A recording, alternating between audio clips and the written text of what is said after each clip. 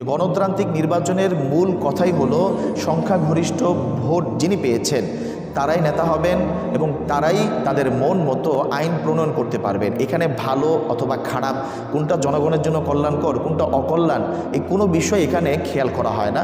যে সবচেয়ে বেশি ভোট পেয়েছে তারাই তাদের মন মতো আইন প্রণয়ন করতে পারে। আসসালামু আলাইকুম ওয়া রাহমাতুল্লাহি ওয়া বারাকাতুহু। প্রিয় দর্শক, আজকে আমরা আলোচনা করব গণতান্ত্রিক নির্বাচন এবং ইসলামিক নির্বাচনের মধ্যে পার্থক্য কোথায়। আমরা অনেকেই মনে করি যে এই দুটো একই জিনিস, কিন্তু বাস্তবে এই দুটোর মধ্যে রয়েছে মৌলিকগতভাবে অনেকগুলো পার্থক্য। অর্থাৎ মুদ্রার এপিট আর ওপিট যেমন পার্থক্য থাকে, ঠিক তদ্রূপ গণতান্ত্রিক নির্বাচন এবং ইসলামিক নির্বাচনের মধ্যে এইরকমই পার্থক্য আছে। আসুন আমরা দেখে নেই যে গণতান্ত্রিক নির্বাচন আর ইসলামিক নির্বাচনের মধ্যে কতটা তফাৎ রয়েছে। গণতান্ত্রিক নির্বাচনটা মূলত এসেছে সেই পাশ্চাত্য রাজনৈতিক ব্যবস্থাপনা থেকে। অর্থাৎ পাশ্চাত্য রাজনৈতিক ব্যবস্থাপনায় একটা নির্বাচনকে তারা যেভাবে পূর্ণাঙ্গ কমপ্লিট একটা ফরম্যাট দিয়েছে, ঠিক হুবহু ওইটাকেই অনুসরণ করা হয়। গণতান্ত্রিক নির্বাচনের সবচেয়ে বড় মূলনীতি হলো জনগণের ভোটে যারাই সংখ্যাগরিষ্ঠতা অর্জন করবে তারাই ক্ষমতায় যাবে। উদাহরণস্বরূপ 3 জন নির্বাচনে দাঁড়ালো, 100 জনের মধ্যে একজন পেল 50টি ভোট, আরেকজন পেল 30টি এবং আরেকজন পেল 20টি। তাহলে গণতান্ত্রিক নির্বাচনের এখানে ফলাফল আসবে যিনি 50টি ভোট পেয়েছেন তারাই ক্ষমতায় যাবে। অর্থাৎ এখানে শাসক বা নেতা নির্ধারণের মূল কথাই হলো যিনি সবচেয়ে বেশি ভোট পাবেন, উনি যদি খারাপও হন, সন্ত্রাস, চাঁদাবাজ অথবা দুর্নীতিবাজও যদি হন, ওনাকেই শাসক নির্বাচন করা হবে। এখানে কে ভালো কে খারাপ, কে সমাজের জন্য কাজ করবে অথবা কে চাঁদাবাজি করবে, এই কোনো বিষয় এখানে লক্ষণীয় বিষয় নয়। তাহলে মোট কথা হলো যে গণতান্ত্রিক নির্বাচনের মূল উদ্দেশ্যই হলো যে জনগণ যাকে সবচেয়ে বেশি ভোট দিয়েছে তার ক্ষমতা নিশ্চিত করা। আরও আশ্চর্যের বিষয় হলো গোটা দেশ থেকে সবচেয়ে বেশি ভোট পাওয়া মানুষদেরকে সংসদে নেওয়া হবে এবং তারা যে কোনো আইন তারা প্রণয়ন করতে পারবে। সেই আইনটা নিজের স্বার্থে হোক বা জনগণের স্বার্থ হোক অথবা জনগণের কল্যাণে হোক অথবা অকল্যাণে হোক, ধর্মীয় আইনের বিরোধী হোক অথবা পক্ষে হোক, এগুলো কোনোই এখানে লক্ষণীয় নয়। এটাই হলো গণতান্ত্রিক নির্বাচনের মূল কথা। এবার আসুন ইসলামিক নির্বাচন সম্পর্কে জেনে নিই। ইসলামিক নির্বাচনের মূল উৎসই হলো কোরআন এবং সুন্নাহ এবং মজলিসে শুরা, অর্থাৎ যোগ্য বিশেষ ব্যক্তিদের পরামর্শ সভা এবং যোগ্য আলেমদের পরামর্শ।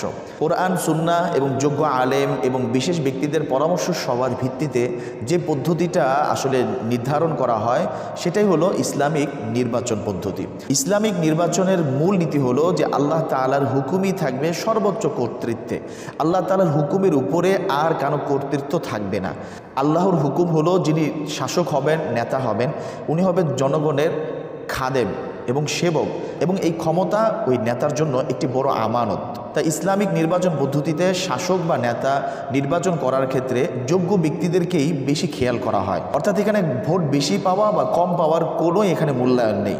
এখানে মূল্যায়ন হলো কে বেশি আমানতদার, কে বেশি যোগ্য, যোগ্যতার ভিত্তিতে উনি শাসক বা নেতা নির্বাচিত হবে।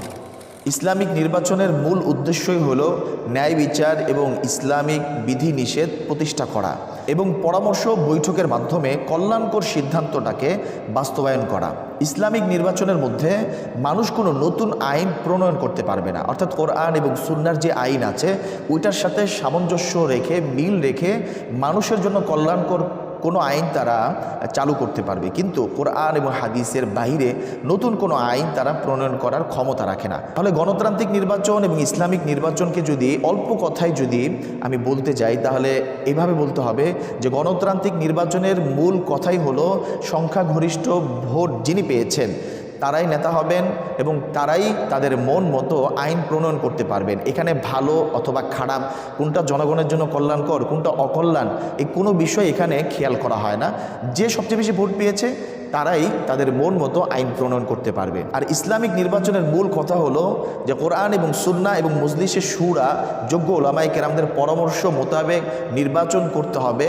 সেখানে যোগ্য আমানতদার ব্যক্তিকে নেতা বা শাসক বানানো হবে, কিন্তু সে নিজের মন মতো কোনো আইন প্রণয়ন করতে পারবে না।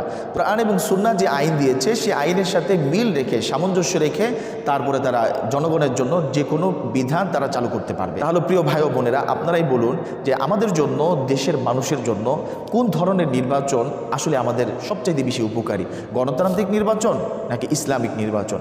আপনি আপনার মতামতটা কমেন্ট বক্সে লিখে দিবেন।